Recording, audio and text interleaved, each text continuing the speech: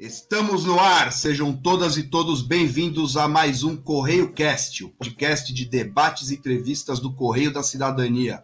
Um bom dia, uma boa tarde e uma boa noite para quem estiver nos acompanhando e nos escutando em qualquer tempo e espaço, né? Essa que é a nossa 10ª edição.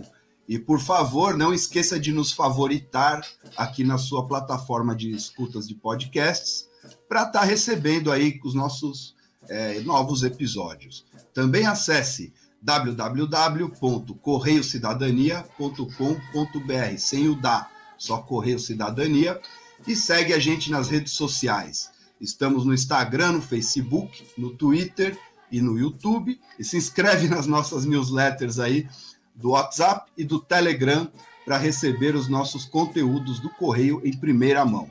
Esse tipo de apoio em forma de audiência é muito importante para ajudar no prosseguimento desse trabalho. Além disso, também precisamos muito do apoio financeiro dos nossos leitores, uma vez que não somos financiados por ONGs, governos, aplicadores financeiros ou partidos políticos. Acesse a nossa rede de apoio do Apoia-se, www.apoia.se/Correio da Cidadania, e aí sim, né, com o da completo. E entrando lá, você pode conhecer a história do Correio, nosso momento atual, os projetos para o futuro do nosso jornal, que completa nesse ano 26 anos, e apoiar aqui o nosso trabalho, né? Porque, como dito, sem o apoio dos nossos leitores, a qualquer momento isso pode acabar.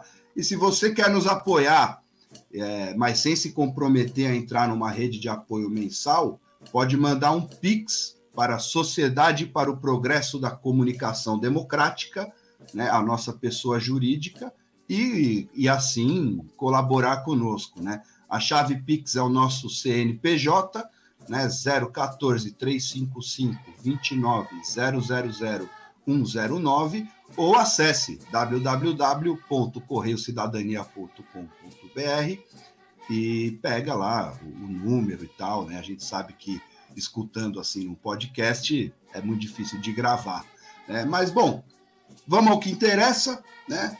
Meu nome é Rafael Sanz, eu sou editor do Correio da Cidadania, e hoje vamos receber aqui o Rodolfo Salmi, que, além de colunista do nosso jornal, né, de longa data, é biólogo, professor da Federal do Pará, em Altamira, né, onde pôde acompanhar de perto aí todo o processo de construção da usina de Belo Monte e a destruição ambiental e social que a seguiu, né? Um tema que hoje, né, com o advento aí da discussão do PL 191, né, que além da mineração libera também geração de energia elétrica em terras indígenas, né, um tema que está, né, bastante em evidência, né? Então, uma boa tarde, Rodolfo, né? Afinal, estamos gravando aqui na tarde de 13 de abril de 2022, é um prazer enorme te receber aqui. Como vai você?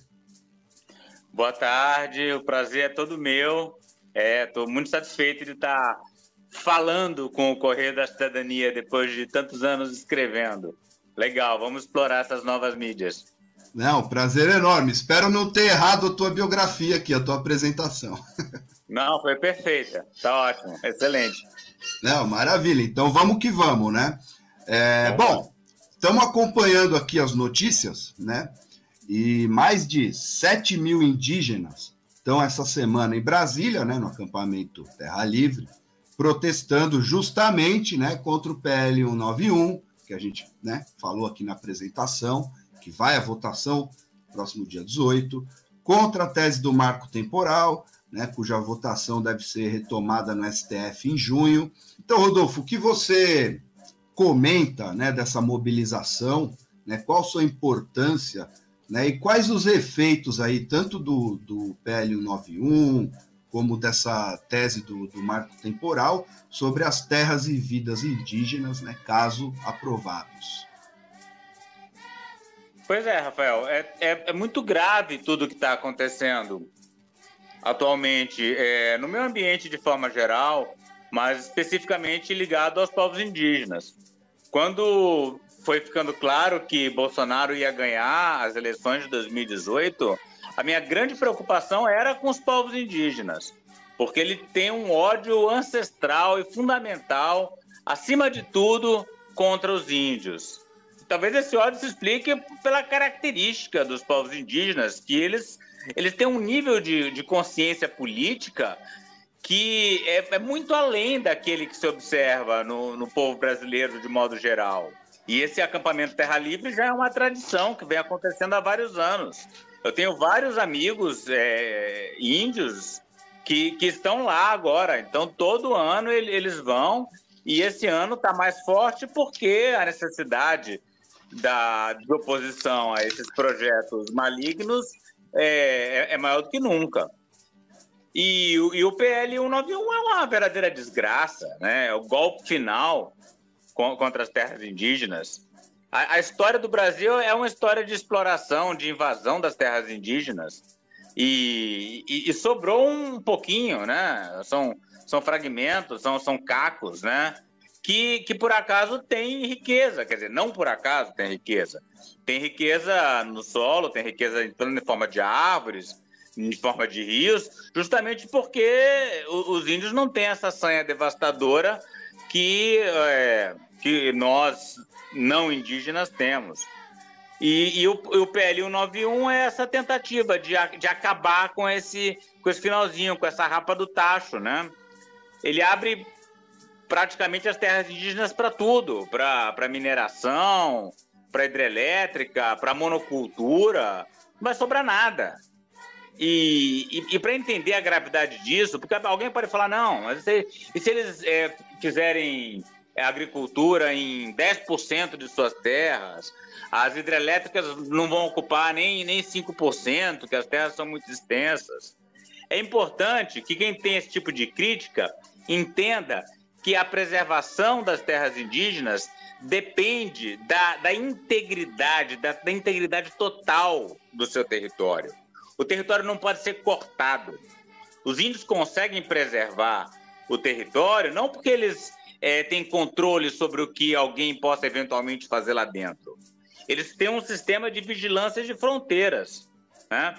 Uma vez que essas fronteiras são rompidas, uma vez que passa uma estrada, uma vez que tenha uma hidrelétrica no meio de uma terra indígena, acabou aquela terra indígena, né? Não tem como o índio garantir a integridade daquele território. E se tiver homem branco, se tiver civilização externa andando por ali por dentro, já era. Acaba a fauna, acaba a floresta, enfim, é um desastre completo. Esse marco temporal é uma palhaçada também, né? Não faz o menor sentido, né? Uma estupidez que foi inventada aí pelo pessoal do agro. É uma ganância, porque o agro já está destruindo tudo, já está tomando tudo. Mas eles querem ainda esse cerca de 10% que está nas terras indígenas. E é uma burrice, porque essa mata das terras indígenas é fundamental para que o agro funcione. Você sabe, né, que se a gente desmatar a Amazônia, como a gente está fazendo, né, a tendência é que o clima do país se arrebente completamente, que o nosso regime de chuvas não funcione mais. E aí já está acontecendo, né? Você vê no Rio Grande do Sul, seca, prejuízo da seca, né? Então, só que isso vai ficar muito mais forte, né? E aí quem vai tomar na cabeça é o agro também, né? Mas não adianta, eles querem sempre mais. Não interessa que daqui a 10 anos o clima vai estar todo ferrado, a economia do país ferrada, mais ainda, né? Porque nem esse agro predador a gente vai ter direito por causa da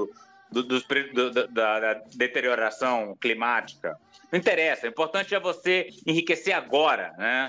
E esse é o pensamento, né? O marco temporal é aquela coisa, é dizer que é uma invenção estúpida de que os índios deveriam estar ocupando as terras em 1988. E aí?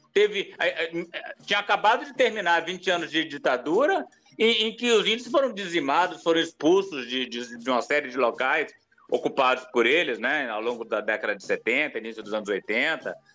E essas áreas estavam tomadas por fazendeiros. E aí, então, a gente vai premiar aqueles fazendeiros que expulsaram os índios?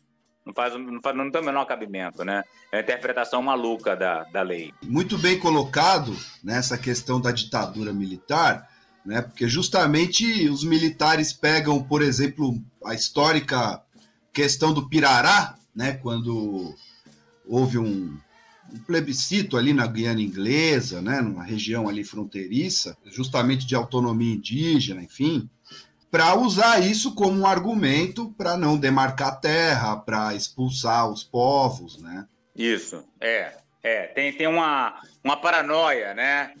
Uma paranoia de que os índios possam se separar do Brasil, o que é totalmente injusto, porque eles são absolutamente nacionalistas, sabe, Rafael? Eu sei que você curte um futebol, né? Eu acompanho nas redes, né?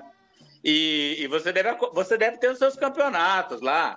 Eu duvido que nos campeonatos que você participa de futebol quase amador, toca-se tanto hino nacional como tem no futebol indígena.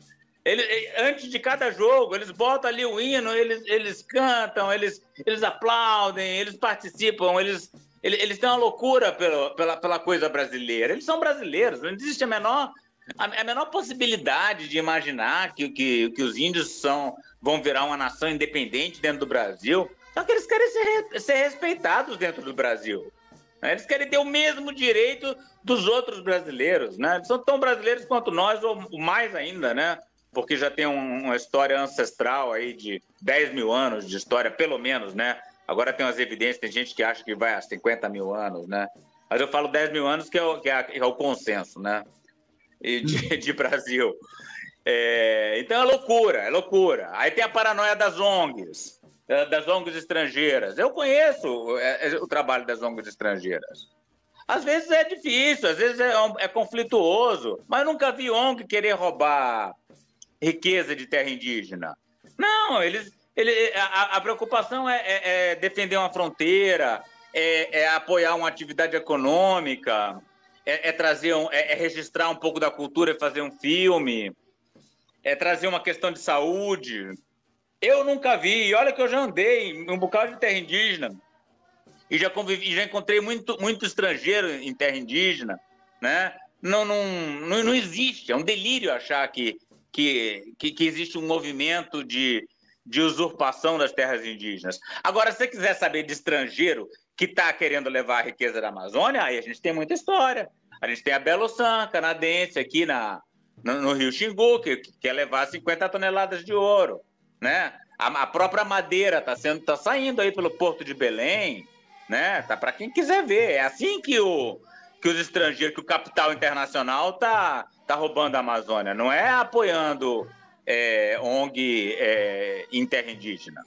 O que é para roubar, eles estão roubando através da mineração, através da madeira, enfim, tá aos olhos de todo mundo, não tem segredo. A partir disso, né, a gente passou aqui rapidamente até por algumas paranoias, né, que são reproduzidas, né, pelo governo Bolsonaro. Então vamos entrar nessa seara, né? Como que você avalia até agora, né, o governo Bolsonaro, justamente no que se refere às pautas indígenas e ambientais, né? A gente sabe, né, que o desastre está posto, né? Daquela fatídica reunião, né? O Salles, né? O ex-ministro Ricardo Salles falou lá que era para aproveitar a pandemia para passar a boiada, né? A gente viu os 5 biomas brasileiros, né? Queimando como nunca nesses anos, né? Para não falar das invasões sistemáticas aí em terras indígenas que a gente está vendo agora. Hoje, inclusive, saiu uma denúncia de assédio sexual de garimpeiro ilegal a criança Yanomami, né? Assim, acho que não inventaram ainda uma palavra que possa adjetivar uma conjuntura dessa, né? Mas, para além dos fatos e dessa breve apresentação que eu tentei fazer aqui da conjuntura, qual a sua análise em cima disso? É um desastre completo, né? É um terror, é inimaginável. Agora, é importante também botar em perspectiva, né? Os problemas não começaram no governo Bolsonaro, né? Os problemas eles vêm lá de trás. É importante a gente falar isso, porque a gente tem um público de esquerda, e a esquerda tem que estar ciente de que a questão começa nos governos de esquerda, né? É claro que piorou muito com Bolsonaro, não foi pouco, né? É um problema que você tinha e que aumentou 500%, está 5 vezes pior, né? Mas a desgraça da mineração, dos garimpeiros, da hidrelétrica, começou ali mais ou menos no começo do governo Dilma, né? Então, Dilma, que todo mundo agora considera, né? Acho que o impeachment foi a melhor coisa que aconteceu com ela em termos de biografia, né? Porque ela virou uma espécie de heroína, né? Mas quem está acompanhando a questão dos garimpos viu que foi no governo dela que esses garimpos recomeçaram, né? Na Terra Caiapó. No Yanomami eu não acompanho tão de perto para poder garantir, mas no Caiapó foi claramente ali, né? Eu comecei a trabalhar na Terra Caiapó foi em 1997, mais ou menos. E a gente passava em cima de uns garimpos abandonados ali, que funcionaram no começo meados dos anos 80, Santilho e Maria Bonita. E a gente tinha um sonho ali, poxa, podia reflorestar, recuperar essa área e tal, mas não tinha garimpo ativo funcionando na Terra Caiapó nessa época, né? E aí, ali mais ou menos durante o final dos governos do PT, a coisa reacendeu. Então a gente tem ali na margem, nos limites da Terra Caiapó, um monte de garimpo aparecendo no Rio Branco, e a coisa foi aumentando. Aí quando chegou agora Bolsonaro, aí explodiu, saiu de controle totalmente, né? Quer dizer, totalmente é modo de dizer, ainda não saiu totalmente. Ainda pode piorar muito, né? Você tem mais ou menos de 10% a 20% do território Caiapó que já está invadido em diferentes graus pelos garimpeiros. Mas o centrão ali ainda está preservado. Até quando, né? Até quando? Porque a tentação dos índios é muito grande. O governo está falando para eles, olha, a gente não vai dar nada para vocês, não. Se vocês quiserem, vocês vão ter que abrir para o garimpeiro. E algumas aldeias vêm resistindo, mas eu acho que não tem condições de resistir a um novo governo Bolsonaro. E é por isso que eu fico com pânico quando eu vejo a diferença dele para Lula diminuindo, né? Apesar de Lula também não ser nenhuma maravilha. Fez Belo Monte é uma desgraça, né? Eu estou aqui falando com você da minha casa, eu estou aqui olhando o Lago de Belo Monte, está aqui na minha frente, né? É uma tristeza, era um rio maravilhoso, uma coisa linda, né? A Volta Grande do Xingu, Rafael, era como se fosse assim, é um nível de beleza comparado às praias do Caribe, tá? Então a gente podia estar explorando o turismo de uma forma fortíssima. E hoje em dia, o que você tem? Você tem uma área que está alagada, com a água apodrecendo, uma área que está seca, e o desastre que foi para os povos indígenas da região foi imenso, né? Tinha índios isolados aqui, né? Aliás, a gente ainda tem índios isolados a algumas dezenas de quilômetros de Altamira, né? Os Ituna e Tatá são famosos, estão sendo muito comentados. A gente tem uma terra indígena, Ituna e Tatá, aqui perto, que tem índios isolados. É gente que a essa altura da história da humanidade, né, 2022, não sabe nada sobre o mundo moderno, não sabe o que é um celular. Eu não digo nada, não, porque uma faca, eventualmente um facão, eles encontram aí numa fazenda e usam lá dentro, mas não tem contato, né? Então esse povo super precioso, preciosíssimo, tá sendo dizimado, porque a terra foi invadida. Aí a FUNAI vai fazer um estudo de campo para procurar sinal dos índios e não encontra os índios. Por que não encontra os índios? Porque eles fugiram. Fugiram por quê? Porque a terra está sendo invadida. Aí isso é usado como argumento contra a demarcação da terra deles. Vê se tem cabimento. É como se entrassem na tua casa uns assassinos e você saísse correndo, aí falasse, a casa está vazia. Não tem ninguém morando aqui, vamos pegar essa casa, né? E, enfim, esse é o clima, né? De bandidagem total, e o medo é que piore muito, né? Se Bolsonaro ganhar, eu acho que vai ser o fim, né? Não pode ganhar, né? Não é possível, né? Acho que dentro dos próximos meses. Enfim, eu já estou agora mudando de assunto, né? Mas o país tem que acordar, o mundo tem que acordar. O mundo não resiste ao novo governo Bolsonaro, né? Sim, sim. Não, mas não está mudando de assunto, não. Acho que tudo faz sentido, tudo está interligado, né? E, pô, aproveitando o gancho, né? Essas eleições em outubro, a gente tem boas chances aí de ver o Lula eleito novamente, né? Ainda que exista, né, o perigo de termos aí mais 4 anos de Bolsonaro. Eu cito o Lula porque é quem tem chance de vencer as eleições aí do genocida. Mas também temos aí Ciro Gomes, né, temos outras figuras aí, enfim. Mas qual deve ser, né, a postura de um novo governo, né, provavelmente o Lula, em relação às terras indígenas, meio ambiente, agronegócio, né? Uma vez que a gente vê a gente está acompanhando essa destruição rápida e sistemática, né, do único planeta que temos disponível para viver. E pensando justamente nisso, né, o Lula ele firmou uma carta no acampamento Terra Livre, né, prometendo que até 2026, se ele for eleito, todas as terras vão ser demarcadas, proteção para os isolados, respeito à Convenção 69 da OIT, enfim, uma série de compromissos que, ao meu ver, e, pô, longe de ser dono da verdade, mas, ao meu ver, se ele colocar em prática, derrubam ele de novo, né? Como que você enxerga isso? Olha, eu tenho esperança, né? Porque não sei se é baseado em fatos ou simplesmente pela necessidade psicológica de ter esperança, né? O Lula, ele é uma raposa política, como dizem, né? Ele é muito esperto, né? E o mundo está mais ciente do que nunca da necessidade de se preservar a floresta amazônica. E qualquer pessoa interessada na preservação sabe da importância das terras indígenas. Então, é muito possível que ele estabeleça. De fato, foi muito importante ele ter ido lá no acampamento Terra Livre e conversar com os índios. Então, é possível que ele estabeleça uma aliança forte com os indígenas, de um lado, e de outro lado com a comunidade internacional. Né? Então, o Brasil pode voltar a ser visto como um país que está ajudando o planeta Terra a sair dessa enrascada, ou pelo menos a não se afundar mais. Né? Então, se ele conseguir estabelecer essa relação entre os índios e a comunidade internacional, seria excelente, seria maravilhoso. Tem inúmeros mecanismos. Tem a coisa dos créditos de carbono, que a gente pode ganhar um bom dinheiro com isso.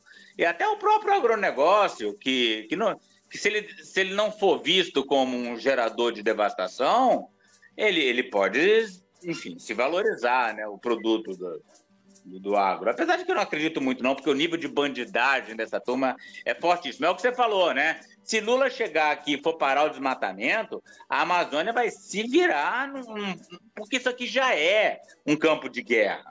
Né? Você vê ali o IBAMA, ali na BR-163, na Cuiabá-Santarém, queimaram a sede do IBAMA. Você tem noção do que é isso? Chegaram os bandidos lá e tacaram fogo na sede do IBAMA e não acontece nada. O governo federal não faz nada, é por isso que não é uma guerra, porque eles estão só ganhando. Né? É uma guerra contra o meio ambiente, contra as árvores, né? Mas as árvores não falam, não protestam, né? Então está sendo um massacre, é mais um massacre do que uma guerra. Então, qualquer governo que entrar para parar isso vai enfrentar uma inércia muito grande, vai enfrentar uma resistência muito grande. Agora, se Lula tiver esperteza de conseguir o apoio da comunidade internacional, da parte mais avançada da nossa elite econômica, né? Que, bem ou mal, tem aqueles que são atrasados e tem aqueles que são absolutamente bandidos, né? Não dá para dizer que toda elite econômica é equivalente ao PCC, ao Comando Vermelho, né? Não é bem assim, né? Mas eu tenho um pedaço da elite econômica aqui da Amazônia, aqui de Altamira, esses são bandidos mesmo. É bandido mesmo, é gente que manda matar. É gente que contrata funcionário até pouco tempo. Tem história de gente que foi abrir as suas fazendas, aí chegava na rodoviária, ali via aquele grupo de imigrantes nordestinos, juntava ali uns 20, 30, botava num caminhãozinho, levava para trabalhar na fazenda. O povo trabalhava um mês, aí na hora de pagar o salário, em vez de pagar o salário, passava fogo, matava todo mundo e enterrava. Isso é uma história tão maluca, isso aconteceu agora, nos anos 80, né? E de vez em quando tem chacina, tem história de trabalho escravo. É esse povo que compõe a elite de cidades como Altamira. Então, esses aí, eu digo, é bandido mesmo, né? O que é diferente do nível de bandidagem que você tem aí nos ricos de São Paulo, Rio de Janeiro, né? Pelo menos de modo geral, né? Porque boa parte dos fazendeiros aqui também moram lá no Rio de Janeiro, Belo Horizonte, né? Mas não é a regra, né? Enfim, é isso, né? Lula precisa fazer uma aliança entre aquilo que sobrou de melhor na elite econômica, a comunidade internacional e os povos indígenas. Se ele conseguir fechar isso aí, a gente pode ter alguma chance para parar o caos da bandidagem total que domina a Amazônia. Sim, sim. Não, e dentro disso, né, você, né, sempre foi muito crítico do Lula, né, inclusive comentou nas redes sociais que votaria nele para tirar o Bolsonaro, né, ainda que o tenha visto em Palanque, em Altamira, né, junto com a direita da cidade, essa direita que você está descrevendo, né, defendendo Belo Monte enquanto a esquerda apanhava da Força Nacional. Eu lembro bem disso, né, não estava aí, mas estava acompanhando. Né? E além de tê-lo visto aí confraternizando com assassinos da Dorothy Stang, né? Enfim. Isso. Mas Isso mesmo. Acho interessante, né?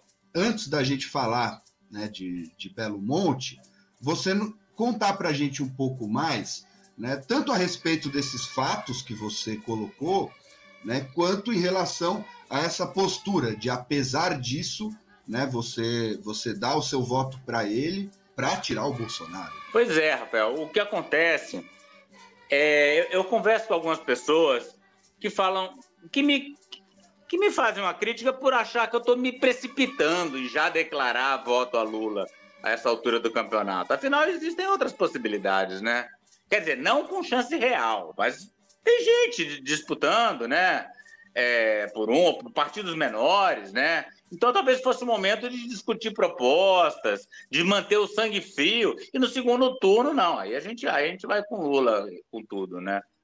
Mas, para quem está morando aqui em Altamira, é diferente. O nervoso que a gente passa aqui é diferente. Você sente... Não sei se o Rio de Janeiro, hoje em dia, é tão diferente do que era 4 anos atrás. Aqui não. Aqui você está o dia inteiro cercado por esses bolsonaristas. É um pessoal que anda de caminhonete e quase te atropela todos os dias. Eles são seus vizinhos, né? Eles estão do lado, estão do outro. Eu recomendo muito o livro O Cotobanzeiro, da jornalista Eliane Brum. Certamente, enfim, claro que você conhece, né? Jornalista premiadíssima, né? E o livro dela é muito interessante. A Eliane Brum veio morar aqui em Altamira e escreveu esse livro um pouco autobiográfico, um pouco descrevendo a cidade. E é isso, né? A gente está cercado por uma violência brutal o tempo todo. Parece que as coisas acontecem primeiro aqui. Até por isso que a Eliane Brum falou que Altamira seria o centro do mundo, né?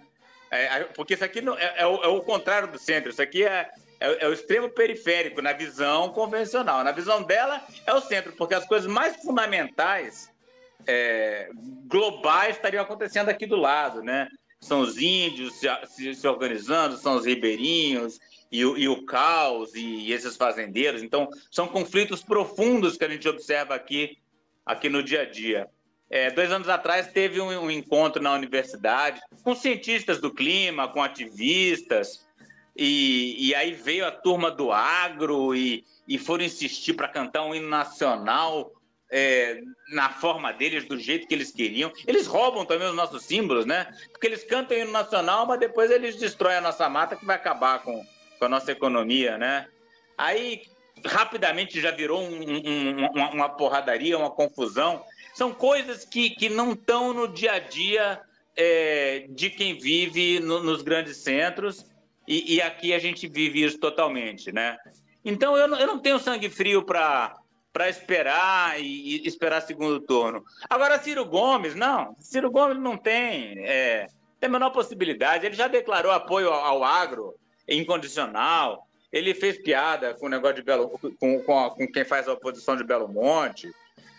Defensor de Belo Monte a essa altura, né? Tem que a Haddad também, né? A Haddad também andou falando umas bobagens defendendo Belo Monte, né? Mas pelo menos Lula tem chance concreta, digo assim, mais de 50%, né, de tirar Bolsonaro, então é com ele mesmo que nós vamos. E esperar que ele faça essa aliança de que falamos, né? É engraçado que o pessoal que estava com Lula no palanque, quando ele veio aqui para lançar Belo Monte, hoje em dia esse pessoal está todo contra Lula, apesar dele ter feito hidrelétrica, apesar de ter feito todo tipo de contrato que deixou esse povo mais rico. Eles pularam para o barco de Bolsonaro e nós que estávamos ali apanhando da Força Nacional, né, sendo ignorados por Lula, é nós que estamos tentando botar ele de volta no Palácio do Planalto, né? Então são contradições que a gente vive, mas vai fazer o quê, né? É a situação. Retomando, né, todas as promessas do Lula, né, que ele vai revogar esse pacote de maldades ambientais aí contra os indígenas, mas assim, Belo Monte não dá para revogar mais, né?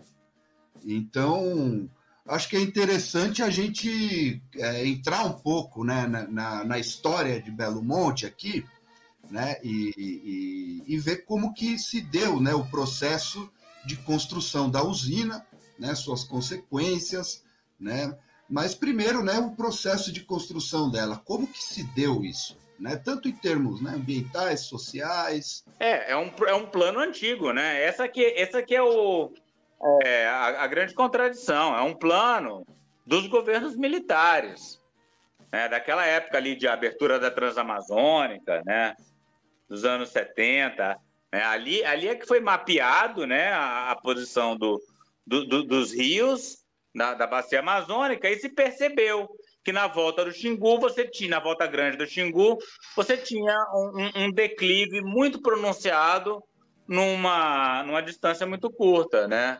Então você tem uma queda aí de mais ou menos 100 metros de declividade num espaço de 100 quilômetros de rio. Dá mais ou menos uns 40 quilômetros de rio em linha reta, né? Em linha reta. Então ficou claro que ali seria bom para construir uma hidrelétrica. E essa é a ideia de Belo Monte, né? Só que é importante deixar claro que Belo Monte, ela nunca foi pensada como uma única barragem, né? É um complexo de hidrelétricas, um complexo imenso, que vai Xingu acima. Aí a primeira contradição foi Dilma, que lutava contra a ditadura militar, quando chega à presidência da República, vai e põe em execução um projeto da própria ditadura militar. Então, qual é o sentido disso? Né? Para que você queria tirar os militares? Se fosse para fazer exatamente o que eles fizeram, né? Mas aí a impressão que dá é que o problema não era o que estava sendo feito, era quem estava fazendo, né? Mas aí a primeira contradição, né? Que é importante fique bem claro para esse povo que gosta de ficar botando foto nas redes sociais da Dilma novinha ali na frente dos militares peitando, que a história não é bem assim, não. Aí no governo dela, ela assinou um compromisso dizendo que Belo Monte seria a única hidrelétrica do Xingu. Uma bobagem, porque ninguém nem se preocupa com isso. O dia que o governo quiser, ele assina um derrubando. Isso acabou. Tem a menor importância. E aí que entra a coisa do PL 191, porque boa parte dessas terras que seriam inundadas ao longo do rio Xingu estão em terras indígenas, né? Então, a gente tem um risco real aí da construção de novas barragens. É uma conversa recorrente, né? Às vezes você está subindo o rio aí, você vê um pessoal medindo, o pessoal botando umas plaquinhas, é tudo meio na surdina, né? Mas está acontecendo, a conversa rola. É claro que o Brasil tá ferrado, não tem dinheiro para nada, para fazer isso, você precisaria do Estado fazendo, porque a iniciativa privada não vai bancar uma obra desse porte. E o governo não tem dinheiro, o país não está crescendo, o país está em recessão. Então, não é o momento que se fala em hidrelétrica. O momento que se fala em hidrelétrica é a hora que o Brasil crescer. E vai crescer, bem ou mal, alguma hora vai crescer. Vai voltar a crescer, vai ter os seus 4%, 5%, não sei lá por quanto tempo, porque você sabe como é que é o capitalismo, né? São ciclos, né, de desenvolvimento, de crescimento e recessão, estagnação. Então, cedo ou tarde vai vir um ciclo de crescimento. E aí, quando vier esse ciclo de crescimento, aí, com certeza, esse assunto das novas barragens aqui no Rio Xingu vai voltar com força total, né? Porque o Lago de Belo Monte, ele é relativamente pequeno. Não significa que não teve estrago. Teve um estrago desgraçado, que eu estou vendo aqui na minha frente. Mas não são gigantescas áreas alagadas. Belo Monte não tem uma caixa d'água de reserva, né? E o plano é construir essa caixa d'água, né? Que a próxima barragem faria, né? Então são 5, 6 ou 7 barragens projetadas aí para o Rio Xingu. O ponto é que também é que o planeta não aguenta, né? Sabe que o pessoal fala em energia hidrelétrica como sendo energia limpa. É mentira, ela é absolutamente suja, né? Não só suja socialmente, né? Você perguntou um tempo atrás sobre os impactos sociais, que são imensos, né? A gente teve aí a chegada dessas grandes facções criminosas, PCC, Comando Vermelho. Famílias foram removidas da beira do rio e foram jogadas numa periferia, longe das pessoas que eles se conhecem, em casas precárias que já estão rachando, que não tem arborização, que não tem transporte. Enfim, uma desgraça absoluta. Esses são os prejuízos sociais. E as questões ecológicas também são gravíssimas. E o lago dessas hidrelétricas emite muito carbono na forma de metano, que é extremamente grave para o aquecimento global. Então, não tem nada de limpo, não tem nada de renovável, né, nessa energia que vem a partir das hidrelétricas, né? E ao contrário do que muita gente fala, né? Porque diz que a matriz energética do Brasil é limpa por causa da contribuição das hidrelétricas, enfim, não é limpa coisa nenhuma. Mas por que tem esse discurso dominante de que coloca assim um viés científico nessa afirmação, né, sobre as hidrelétricas? Porque não existe solução simples para a questão energética, tá? Acho que a solução talvez a gente não possa gastar tanta energia.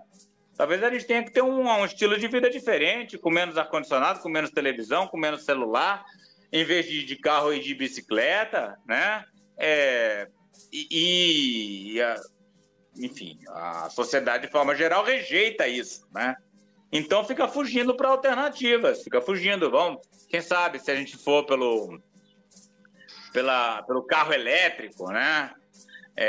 A bicicleta elétrica. Tem gente, você vai andar no Rio de Janeiro hoje em dia, é bicicleta elétrica para tudo que é lado. A pessoa acha que ela está sendo super ecológica, mas nem tanto, porque as hidrelétricas fazem um estrago desgraçado, né?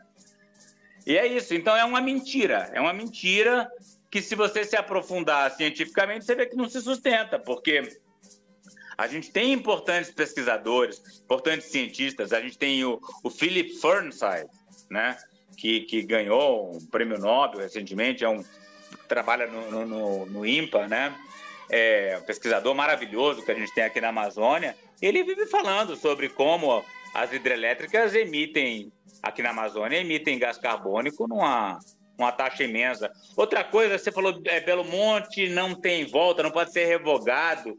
De certa forma não pode, mas eu gosto de trabalhar com a ideia de que pode sim, sabe? A mesma ideia da revolução, né? Daquela revolução utópica, né? Que vai criar a igualdade. A gente sonha aqui com o dia que a gente vai derrubar Belo Monte. Então, de vez em quando, a gente vem com esse slogan, né? Derrube Belo Monte. Seria a coisa mais linda ver. Porque o que acontece com a barragem é que, quando você faz uma barragem com o Belo Monte, o Rio Xingu era um rio transparente, né? Como eu te falei, parecia uma água do Caribe, verde, né?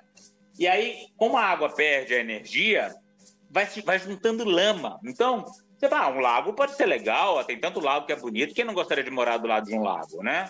Um lago seria bom, mas não é um lago. É um lago de hidrelétrica. Então ele está recebendo sedimento o tempo todo, que não está sendo levado embora. Então, se você entrar aqui no Xingu, em vez de pisar ali na areia branca, nas pedrinhas, seu pé vai afundar na lama até o joelho ou mais. É isso que acontece aqui no Xingu, na região afetada pelo Lago de Belo Monte. Então, o meu sonho seria ver essa barragem removida e o rio correndo livre novamente, levando essa lama embora, e rapidamente levaria. Bastaria 1 ou 2 anos para essa lama ser toda removida, e aí, de repente, você tem a água verde de novo, né? As praias de areia branca novamente, e aí a gente poderia fazer a recuperação das áreas do entorno. E a natureza aqui é muito exuberante, é muito potente. Então, em pouco tempo, a gente conseguiria criar florestas novamente, né? Então, essa é a utopia que eu gosto de imaginar, né? Se é possível ou não, já é outra questão. Sim, não. Dentro disso tem um debate rolando sobre investimento público, de verba pública para reflorestamento, né? E isso tem sido uma pauta cada vez mais abordada, né? Principalmente pelos setores ambientalistas, indigenistas, né? E talvez essa remoção de Belo Monte se encaixasse nesse contexto, né? Sim. E reflorestar é uma coisa interessante porque dá trabalho. Não existe solução fácil para o reflorestamento. Tem gente que fala, vamos sair de avião aí jogando sementes. De vez em quando você vê isso nas notícias, né? O cara que jogou não sei quantas mil sementes de avião, essa história, isso não presta para nada. Porque tem um pasto lá embaixo, né? Um monte de capinha, a semente cai no meio do capim, ela não vai crescer. Reflorestar é extremamente difícil, né? Então, para você reflorestar, você precisa de gente trabalhando, né? Então, se a gente quiser recuperar um bocado da Amazônia, a gente vai ter que contratar um monte de gente. Então, você resolve 2 problemas. Você resolve o problema do desmatamento e o problema do desemprego, porque é a força humana que pode recuperar a floresta, né? Eu sei disso porque eu recuperei um pedacinho de floresta amazônica aqui do lado de casa, né?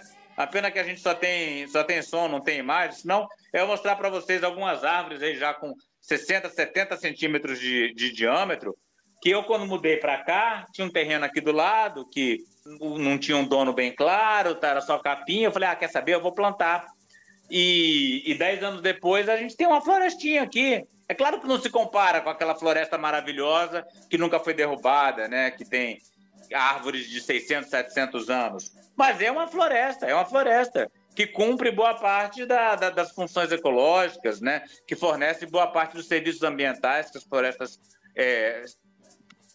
provêem. Então, é possível reflorestar, só que dá trabalho, né? Foi uma área pequena que eu recuperei, então todo fim de semana eu pegava ali uma enxada, uma picareta, ficava arrancando capim, plantando muda e consegui transformar isso em floresta, né? Agora imagine para transformar um bom pedaço. A gente tem cerca de 20% da floresta amazônica que está desmatada, né? Desmatada mesmo, desmatada, não sobrou nada de vegetação nativa, né? Essa história de que 80% da floresta amazônica está preservada é uma mentira, né? A área preservada é muito menor que isso, mas muito mesmo, né? Não sei se chega a 20% ou 30%. Mas preservada, quando eu falo preservada, eu estou falando em termos de árvores nobres, de animais sensíveis à caça, né? Como a anta, o porco do mato, esse tipo de coisa.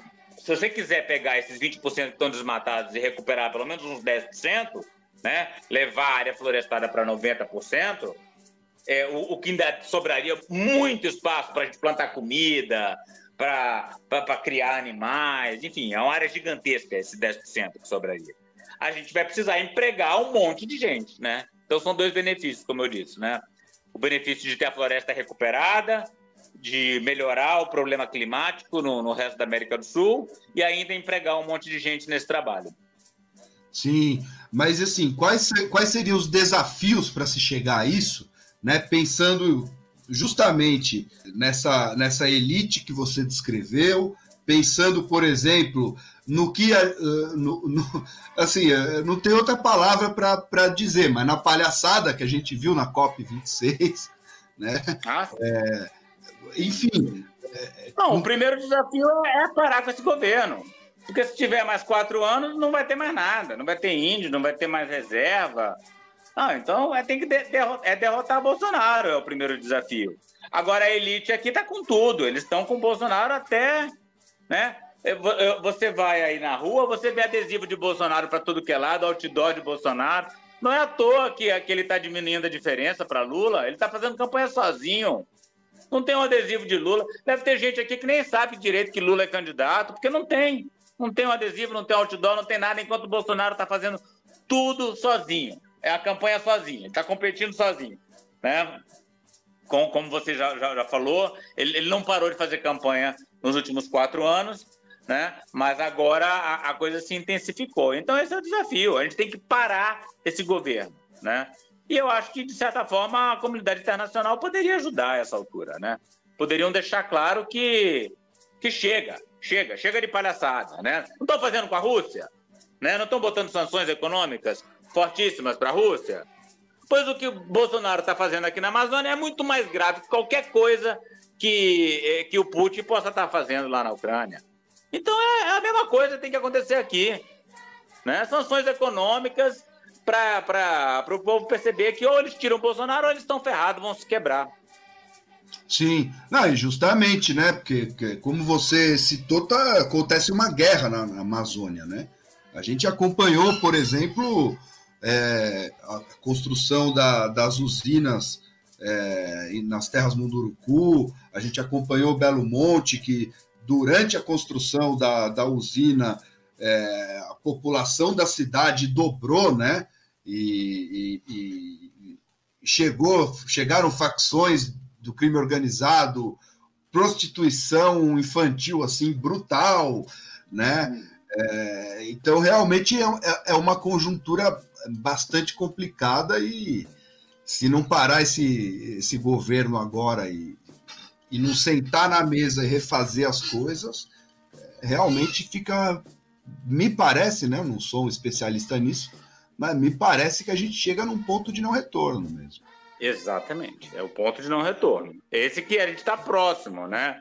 O ponto de não retorno é aquele momento em que a floresta não consegue mais voltar, né? Em que não existe mais condições de retorno. Por quê? Porque o desmatamento é tanto que você começa a alterar o clima da floresta e ela começa a se degradar sozinha. Mesmo que você não deixe ninguém entrar, ninguém passar por uma fronteira ali, que a partir dali está tudo preservado, mesmo assim a floresta vai se acabando devido às consequências climáticas da devastação que já aconteceu. Aliás, isso aí já está acontecendo em certas áreas da Amazônia, né? Você tem certas regiões que árvores gigantescas de vários séculos de idade estão morrendo numa taxa além do normal devido à mudança climática, né? E a mudança climática é complexa, é isso que as pessoas têm que entender, né? Então você tem alguns momentos em que vai ter uma seca muito forte, mas você vai ter outros que a chuva vai ser muito forte. Mas do ponto de vista das árvores, não interessa se hoje choveu 10 vezes, 20 vezes mais do que era esperado para chover nesse dia, se daqui a 3 meses ela vai passar uma seca severa, ela vai morrer do mesmo jeito, né? Então é isso que as mudanças climáticas vão causando, são distorções. Aquele clima que era mais homogêneo, ele se torna... Você tem um momento muito seco, uma seca muito intensa e outro período com a chuva muito intensa. Talvez a sorte que esse governo teve é que ano passado a gente teve uma estação seca um tanto quanto suave, né? Por variações climáticas de ano para ano. Então, em 2019, a gente teve aquela fumaça que invadiu a cidade de São Paulo, que fez o dia virar noite ali, né? Em agosto de 2019. Mas isso não aconteceu agora em 2021, né? Da mesma forma, apesar do desmatamento ter sido recorde, porque a chuva foi um pouco maior. Mas nunca se sabe, né? Como é que vai ser agora, 2022, 2023. O fato é que os verões fortíssimos estão estão cada vez mais fortes e a situação está fora de controle. Sim, então a gente pode colocar que o objetivo final é parar o desmatamento total e fazer o reflorestamento, e que o caminho para isso começa com o fim do Bolsonaro. Exatamente, é isso. É acabar com o Bolsonaro e ter um governo de esquerda ali na frente, porque não adianta, a direita não tem condições de parar o desmatamento, nem que eles queiram.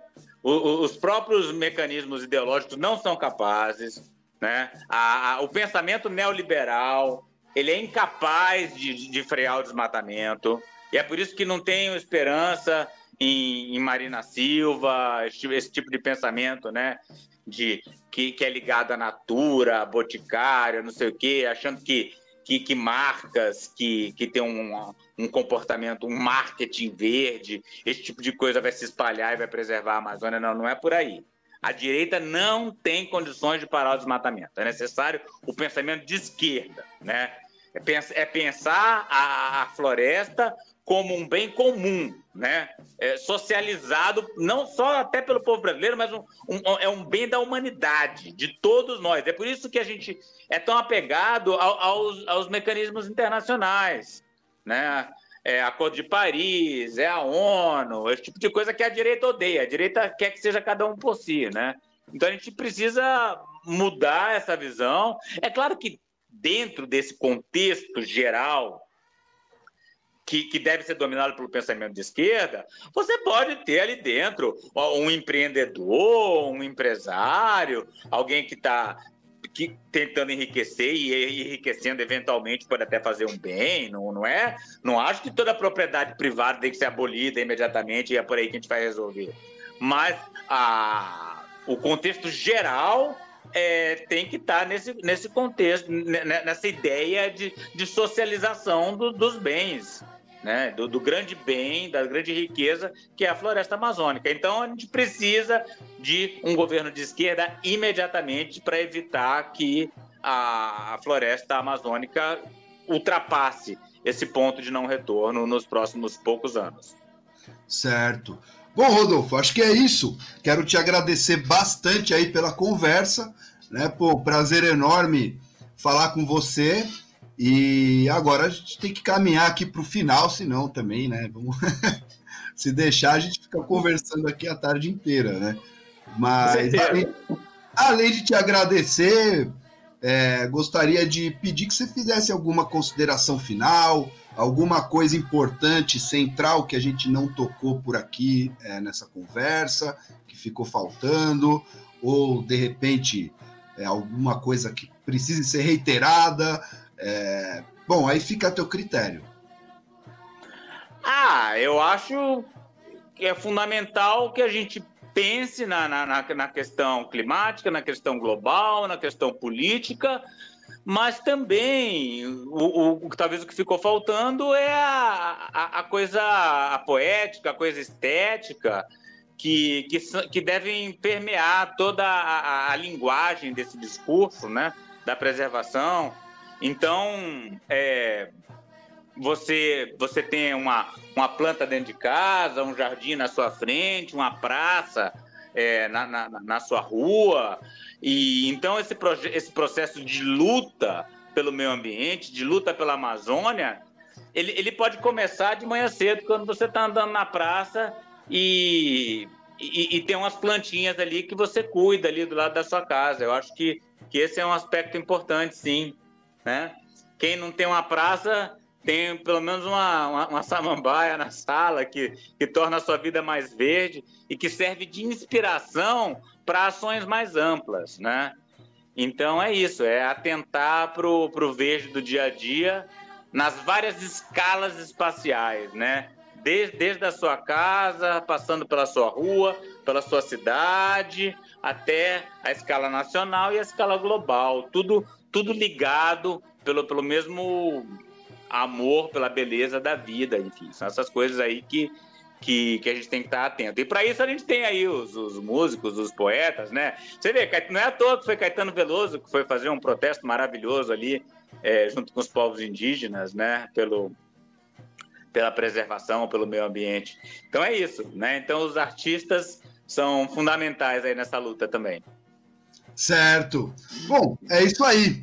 Muito obrigado, e o Correio Cast dessa vez, né? Porque a gente está a periódico, vai ficando por aqui. Vou pedir aí para os nossos ouvintes e leitores aí novamente seguirem o Correio da Cidadania nas redes sociais, no Facebook, no Twitter, no Instagram, no YouTube, né? Pedir também para entrarem na nossa rede de apoio no www.apoia.se/Correio da Cidadania e contribuir aqui com o nosso jornal, e também, né, para acessarem aqui o nosso jornal e acompanharem aqui a programação do Correio, que sempre traz algumas boas reflexões, algumas boas entrevistas, e é isso. Rodolfo, muito obrigado, não só por hoje, mas por toda a sua história aqui conosco no Correio, e vamos nos falando aí. Até a próxima. Valeu, muito obrigado.